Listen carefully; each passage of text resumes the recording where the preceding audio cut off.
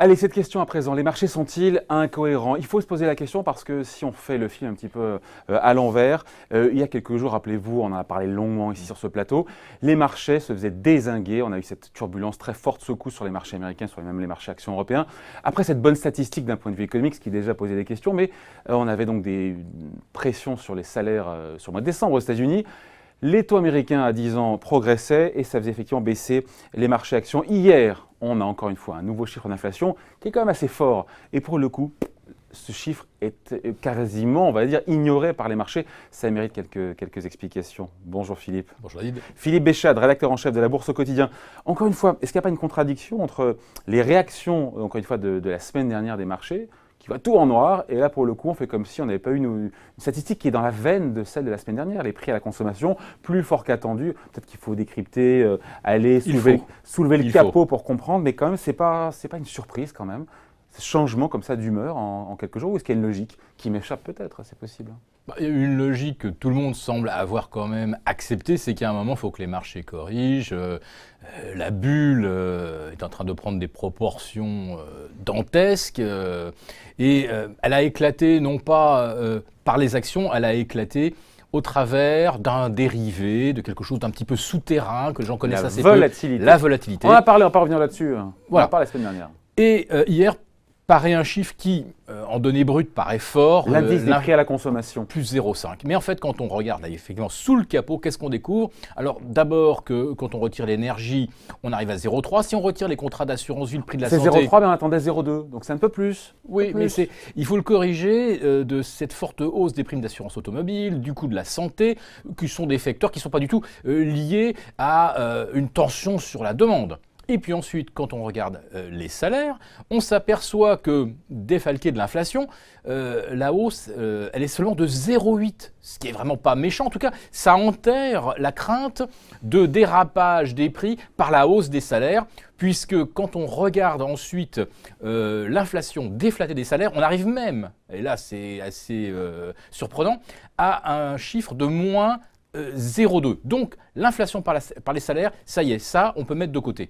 Après, il y a d'autres questions. À vous écouter, donc on oublie le chiffre de décembre, comme quoi les hauts salaires étaient en hausse de 2,9% aux États-Unis. Ça y est, on l'enterre, ce chiffre-là, on enterre le chiffre de la semaine dernière. On l'enterre pas, mais on le relativise fortement.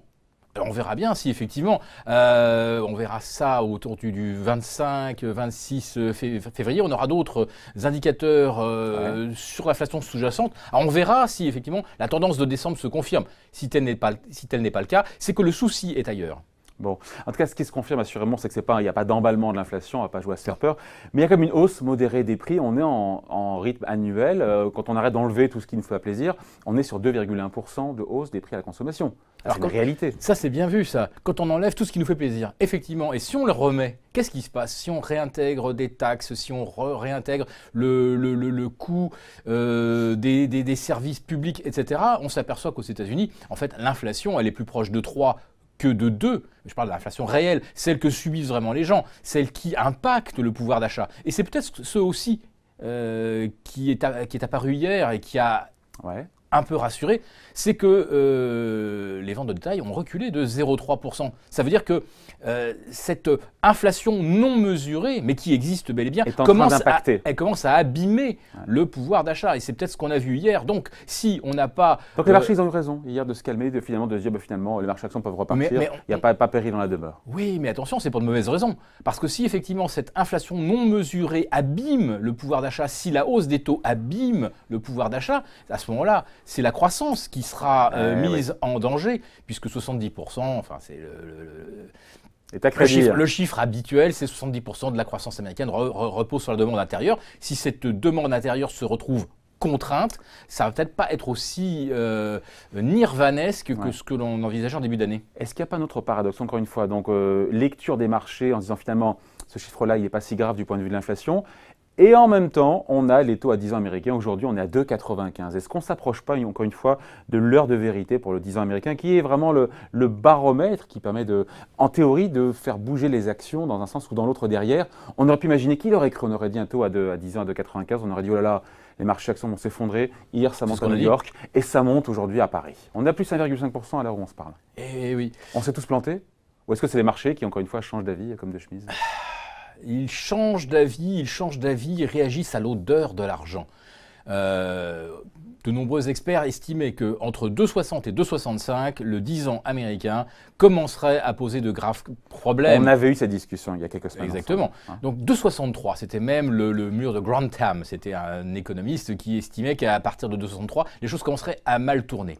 Et puis on arrive effectivement à 2,63, 2,65. Et ça va, hein? Oh, Alors, ça va, hein? mais on se dit, oh là là, que se passe-t-il? Et puis qu'est-ce qui se passe en réalité? Les marchés actions montent, C'est Philippe. qu'il y a toujours beaucoup d'argent. La Chine a injecté massivement de l'argent tout au long de l'année 2017 et encore plus massivement au début de l'année 2018. Le mois de janvier, les marchés croulent sous les liquidités. Et en plus de ça, il y a des tas de signaux d'alarme qui clignotent dans le bureau de ceux qui regardent les marchés obligataires, qui disent, oh là là, regardez le 2 ans, 1,30 au mois d'août, 1,80 en décembre, 2,05 début 2018 et maintenant 2,17.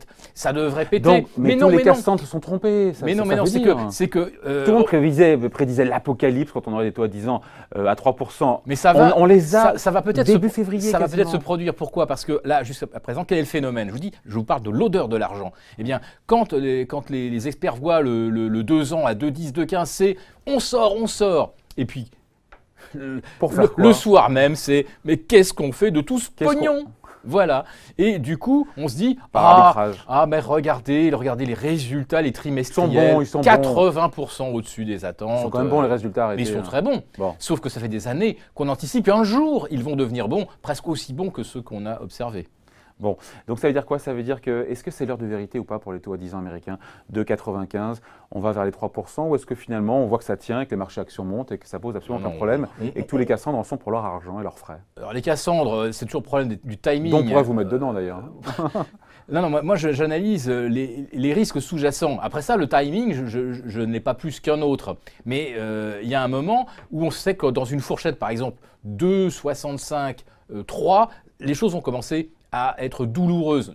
Pourquoi? Parce que l'endettement est tellement gigantesque. Les mécanismes dans la tête des investisseurs, ça ils disent quoi? J'ai des marchés actions qui sont bien valorisés, qui rapportent, je ne sais pas quel est le rendement sur les marchés américains en termes... Très faible, on est au plus bas depuis 1929. C'est quoi, c'est 2% les dividendes? Non, en dessous. En dessous? Ah oui. Et avec des obligations pour le coup d'État qui rapportent du 3 ou du 3,5.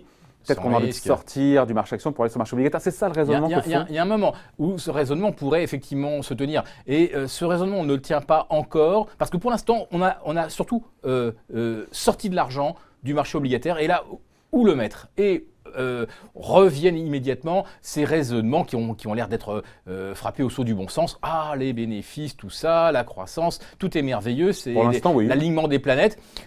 Et aujourd'hui, on ne se pose pas plus de questions. Mais les taux à 3,20 maintenant, on va arrondir à 3,20 pour l'hypothécaire aux États-Unis, alors qu'il y a 9 700 milliards d'encours d'emprunts hypothécaires aux États-Unis. À 3,17, c'est pas la même chose que 2,60. C'est énorme, ça fait 50 points de base en plus. Pour les consommateurs, pour les acheteurs d'un bien immobilier. Alors heureusement que pour l'instant, ce sont des ultra riches qui achètent pour diversifier leur portefeuille. Enfin, pour le citoyen lambda, 50 points de base en plus, c'est beaucoup. Pour l'emprunteur très court terme, le 2 ans qui passe de 1,30 à 2,16, ça fait 80 points de base en plus. À un moment, ça va faire mal, ça va faire couiner. Et pour ceux qui ont des positions à terme sur les marchés, et on était à 450% fin janvier d'encours de positions à terme sur les actions. Ça pourrait se déboucler dans l'autre sens, c'est ça? Mais voilà, mais on va être obligé de procéder à du deleveraging. Ouais, Philippe, on finit là-dessus. Encore une fois, Jérôme Powell, moi je pense que ce n'est pas le fruit du hasard si le décrochage d'il y a 10 jours s'est tombé le lundi, le jour de l'entrée en fonction. Enfin, le jour où il prenait... C'était le samedi, mais bon. Non, c'était le samedi. Bon, lundi, les marchés ouverts le lundi. Il est attendu au tournant, ce Jérôme Powell, le nouvel homme fort, encore une fois, de la Fed. Il a parlé il y a 2 jours, il a dit « Nous resterons vigilants vis-à-vis de tout risque susceptible de porter atteinte à la stabilité financière ». Moi, je l'ai interprété, mais ça regarde que moi, comme quoi, finalement, si les marchés étaient trop volatiles, peut-être que la Fed n'irait pas aussi loin que les 3, voire 4. Je ne sais pas si les marchés ne sont pas en train d'anticiper 4 hausses de taux sur 2018. Est-ce que j'ai mal compris? Ça a été l'anticipation du 29 janvier, quand on a découvert ce chiffre de hausse des salaires plus fort que prévu. Et on s'est dit, pourquoi pas 4? Mais les marchés price 3 ou 4 aujourd'hui en 2018, hausse de taux?